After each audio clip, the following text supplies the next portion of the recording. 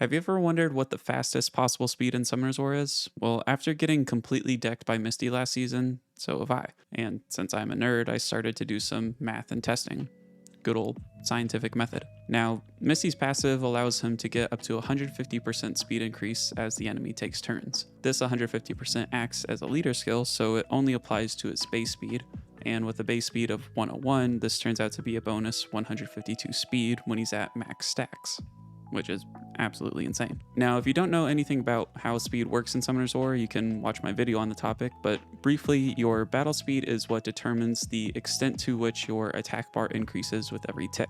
And a tick is just an ongoing battle counter, 0, 1, 2, 3, that happens throughout every match. As soon as someone takes their turn, every monster gets a tick of attack bar because this battle counter is continually increasing at the end of every turn. Now, the speed breakpoints are a sort of phenomenon that occur because of this mechanic. Breakpoints are the exact speeds you need to have in order for your attack bar to reach 100% exactly instead of having a ton of unnecessary overflow. And these breakpoints can be calculated for the different game modes by knowing the percent multiplier that defines how much an attack bar goes up with each tick. In PvE, this multiplier is 7%. So for example, if you have a monster with 200 speed, you can multiply 7% by 200 to get 14. And that tells you that your attack bar will increase by 14% with every tick of the battle counter. You can see from our table that this puts you in between the two breakpoints 179 and 205. And the significance of this is that a monster with 179 speed requires the same amount of ticks to get to a full attack bar as a monster with 200 speed. Also from the table, you'll notice the speed from the thumbnail, 1429. This is the holy grail speed that I want to see if it's even possible to reach. With 1429 speed, you would have a full attack bar every time you move, which is kind of insane to think about. Be the closest thing to like mimicking a violent proc without actually getting a violent proc. The breakpoint after 1429 is 715, which is a speed I used to think was impossible to reach, but with Misty, this isn't only doable, but I bet a lot of people watching this video can make it happen pretty easily. And just a quick reminder, these are the breakpoints for PvE. RTA has different breakpoints because it has a different multiplier of 1.5%. Now here's a little test I devised with Mirene for a 24% speed lead and to provide a speed buff, along with Miriam to buff the speed buff by 35% with her passive. Then I gave my Misty a plus 217 Swift set and put them against a bunch of healers that do little to no damage so we could comfortably get Misty to max stacks. All of this together should get him to a whopping 715 speed exactly at the full potential of his passive and when a speed buff is on him. And when this happens, we should be able to see that immediately after he takes his turn, the battle counter will increase and the tick will increase his attack bar to 50%. And sure enough, that's exactly what we see. The next tick gets him to 100% attack bar, and then we get some nice damage on him too, considering that's a slot 6 accuracy rune. Let's continue exploring this though. If someone actually managed to have the fastest possible Swift set with all 5 non-slot 2 runes maxed out with 37 speed each, you could get Misty on a plus 253 set. Next, we can pair him with the best leader skill of 33% and apply a speed buff, which adds 30% to his total speed. In other words, the speed buff isn't applied to your base speed, but applied to your actual speed during the match. To buff the speed buff even further, we can throw in Miriam to buff the speed buff by 35%, which makes that 30% bonus into a 40.5% bonus. Lastly, we have artifacts that can also buff our speed with the enhanced speed increasing effect, or the old stat that increases speed proportional to bad HP, which no longer exists but still works from what I heard. And honestly, it was a pretty easy thing to test. I just slapped some artifacts onto my Danu, which has the same base speed as Chasun. Then I left only 1 rune on Chasun, so she would be slightly faster. Then I went up against a Molong that put a dent into the Danu, and Danu outsped Chasen. So, if you were wondering, do dead artifact stats still work? The answer is yeah, except for crushing damage, since they got rid of that mechanic altogether. The problem is, since both speed increasing effect and speed up proportional to bad HP stats exist, I needed to do some fancy math to figure out what the optimal combination is, and it turns out that having max rolls into speed proportional to bad HP, along with the highest possible conversion roll into speed enhance effect, is what's optimal. Meaning 5 max rolls into speed up proportional to bad HP on both artifact sides, along with a max conversion roll from those conversion stones that I honestly completely forgot existed until I started making this video, but they can provide up to a 9% increase to the speed buff on each side for an additional 18% bonus. Combining all of this nonsense together yields the fastest possible Misty with max stacks from his passive at a whopping 1015 speed.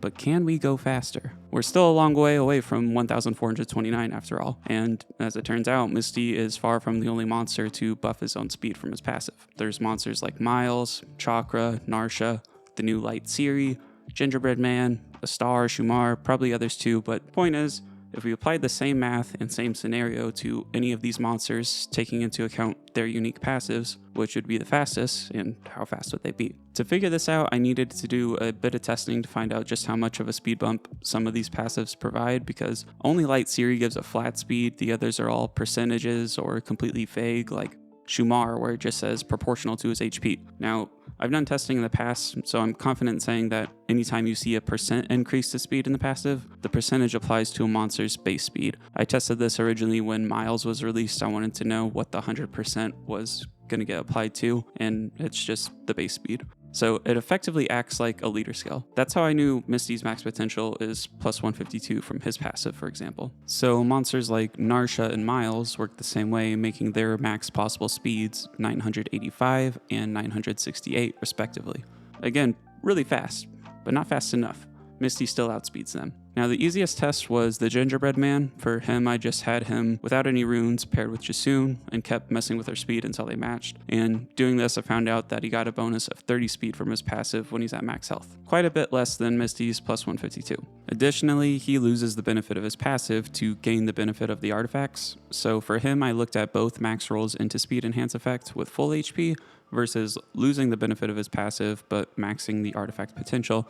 And it turns out the artifacts went out by a wide margin, and that makes his maximum potential speed only 835, quite a bit slower than the previous guys. Next were the tough ones. I tested Shumar and a Star, and for these tests, I also left them runeless and paired with Jasoon, but this time went up against a Molong, so he can put an exact 70% dent into their health at the start of the match. From there, again, I kept moving runes on Jasoon to get the speeds to match up. After I got the speeds to match up, I calculated the attack bars, the exact position of the attack bars, to see how much the speed increased. Next, I added more speed to both of them and Jasoon to see if I could accurately predict their speed increase, and it turns out that was way more difficult than I thought it'd be, mostly because I just kept screwing up my Excel sheets. I was just like not thinking about how the attack bar works in full, but anyways, finally figured it out to the point where I can predict what's going to happen just by putting any number speed in there. Now, follow-up question I had was, is their speed increase linear? For example, it could be like exponential, the more health they lose, the more the benefit becomes. So I wanted to test it against a Bulwark so I could see if he lost 50% health rather than 70% health, can I still accurately predict it? And anyways, struggled to get all this info, but after many hours of testing and playing with my Excel sheets, here are the results. Shumar gets a maximum benefit of 85 speed at 0 health, and a Star gets a whopping 196 speed at 0 health. With that in mind, giving them the fastest possible rune set and the same setup from before, we can calculate their maximum possible speeds as 995 for Shumar and 1098 for a Star. This makes a Star our new fastest, beating out Misty by 83 speed. But again, still a long ways from 1429. The last monster to consider is much easier to calculate because again, she outright says in her passive what the actual increase is, and that's the brand new Witcher collab monster, the Light Siri. She gets a flat 200 speed with max stacks from her passive, making her the largest bonus speed from passive of any monster in the game, beating out a Star by only 4 speed. Applying the maximum possible speed from runes, artifacts, and everything else, we get another absurd speed of 1108, which beats Misty by 93, and a Star by 10. Unfortunately, this is still a long way away from 1429, but as far as I know, unless there's any monsters I'm forgetting or any mechanics that I'm forgetting, 1108 from the Light Siri is currently the max possible speed any monster could possibly reach. But who knows what monsters or mechanics may get released in the future. That's it for me in this video, everyone. Thank you all for watching, and I'll catch you in the next one.